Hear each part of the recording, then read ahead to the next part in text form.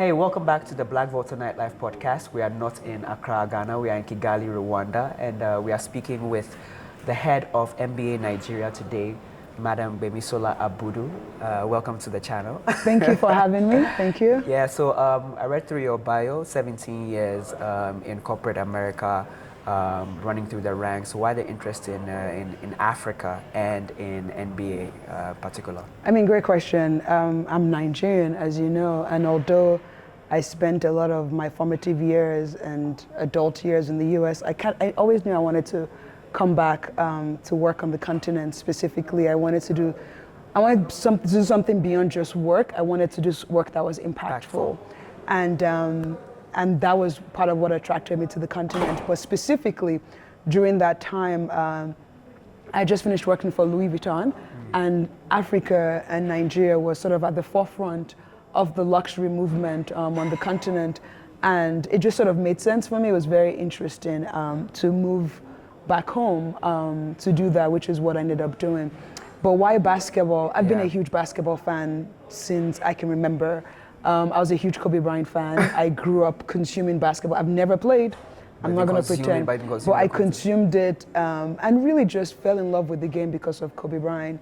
But also I've developed a lot of amazing friendships because of the game. And I always say I have the game to thank for a lot of incredible relationships that I have. So didn't really, I mean, when it was like a match made in heaven, huh? I mean, when I say, I would say a match made in heaven, I would say it's more so alignment. I think I prefer that word, alignment, more so, meaning that it's an interesting platform that brings together all the work I've done over the years, whether it's from marketing, intellectual property, work in fashion, aviation, all the different elements of culture, bringing all of that together. Like that. This platform that the NBA is building on the continent really gives the opportunity for me to utilize that. Great stuff. There's a lot of confusion around NBA Nigeria and then the BAL. What's the difference between it? So there's no, NBA Africa is one brand, right? BAL is the NBA's league on the continent. Right? So for NBA Africa, I mean, we have offices in different markets. We have an office in Nigeria.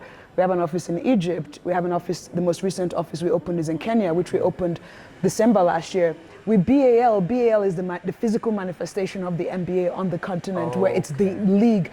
I mean, the NBA Global comprises of 5 leagues. So you have NBA, the one everybody knows, WNBA, 2K League, G League, and the 5th league the NBA started is BAL, which is the NBA's first league outside of North America. So that's what BAL is, the league, the actual league, whereas NBA Africa is an extension of NBA Global on the continent, and BAL is within that family. Great stuff.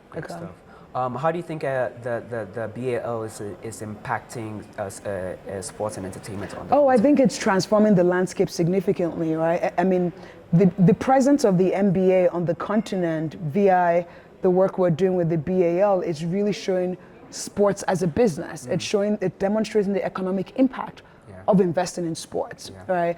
It shows you how, when you have an event like this right now in Kigali, what is the impact on the different industries? How many jobs are created? How many jobs are impacted during that period? What it's doing is it's serving as a template for other sports to see that if we build this intentionally and build the ecosystem, there's so much reward. I mean, when you look at other developed countries in the world, sports accounts for about 5%, almost 5% of their GDP. Sports can be the same thing for us in Africa, and what BAL is doing is making a case for the business of sports in Africa, and NBA Africa doing that as well.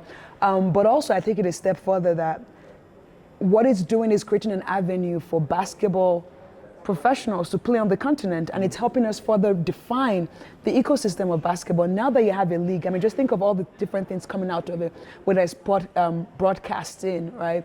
The sports marketing element of how do you promote and position a league. Those are different things that we didn't really have exist on the continent before, and BAL doing that, it's showing what is possible and allowing African talents to remain on the continent if they want to and get paid to play basketball doing so. Lovely, lovely. What I got from what you said was the whole business element of that. Absolutely. How is BAL with what it's doing in NBA and NBA Nigeria? How is that going to impact the local communities? Like for someone who maybe I may not know what basketball is and stuff like that. With all these things happening and all these businesses running around the basketball, for the local communities, how do they tap, or what kind of benefits do they get from? I think there's a lot of benefits, because when you think about the NBA has this convening power of bringing different sectors together. So let's take in Nigeria, we launched a platform called NBA Meets Culture, where we're focused on the 5 pillars of culture, being art, fashion, film, music,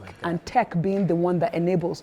So you take that and you look at the accelerator we recently launched called the Triple Double Accelerator, where the idea is for us to find startups, spotlight startups, give them access to capital, and for them to get access to the NBA's network through that program, where you can give startups the opportunity to solve problems that exist within the creative industry.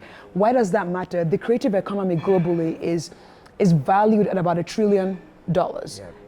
Africa only accounts for 2.9% of it, in spite of the value that comes out of Africa. Okay. And a big part of that is because of all the challenges within the creative industry. So with the NBA launching an accelerator like this, you're creating a platform and an avenue for different startups to get the opportunity to solve some of the problems that exist within that ecosystem.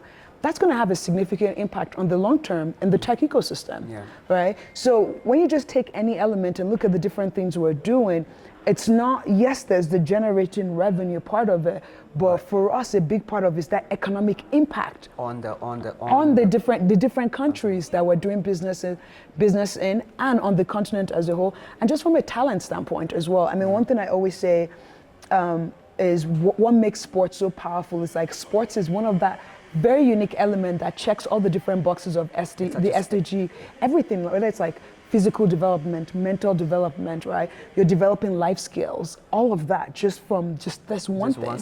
Just one thing, just right? touching everything. Exactly. So what does that do? I mean, if I look at our junior MBA programs, we instill life skills in kids at a very young age. These are skills that will stay with them for the rest of their life and makes them employable. Yeah. That has a direct and indirect impact on the development of the communities they belong to. Great stuff, great stuff. As we wind down, let me leave you with 2 questions. One is, what are the future plans for the NBA on the continent? We've seen that you guys, this is the 4th year, heading into the 5th year. What should we expect? So the NBA actually has been in Africa since 2010. Okay. BAL was launched 4 years ago. Okay. Right. Okay. So that sort of being the distinction. Honestly, I think we're growing our fandom. We're going to further engage our fans on the continent. We're going to further drive engagement within these different pillars of culture that I've mentioned.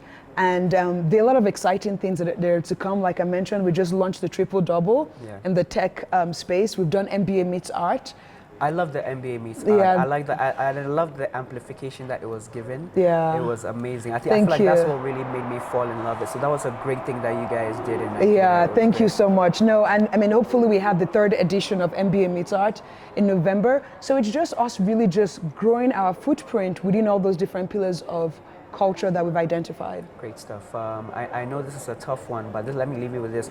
Since you got into the role, have you experienced any challenges? And if you have overcome them, can you share some of the things that you know, I mean, it's a great question, but everything has challenges. Everybody has challenges. I mean, there might be uniqueness to what your role is or what it is you're doing. I've encountered many challenges, and I probably will continue to encounter more, right? So as you're overcoming one and you're solving one, something else presents itself. As we always say in Nigeria, for every level there's a new devil. It's just a fact. So it's just finding really just finding ways to be resilient and to find ways to overcome those challenges. And I always say, for me, what helps me is my faith. I'm very grounded, I'm an unapologetic Christian, and whenever things get very challenging, I will lean on God and pray about it and say, hey, how do I navigate this? And that's how I've navigated a lot of the challenges I've faced and I've overcome. And the truth is probably how I'm going to overcome all the challenges to come, because that's just the reality of life. Great stuff. As we wind down, the next edition of the league, where are the finals going to be? If you can pull that out of you. You're gonna have to watch out for that. Let's just say that you're gonna have to watch out for that. But this is season 4, and we're looking forward to what season 5 brings to everyone. Great stuff. It was a lovely meeting you. Thank you very much. Thank you so much for everything that you have Thank you done very for much Africa for having me. And the continent. Thank you for having me. I appreciate it. Thank you so much. Thank you.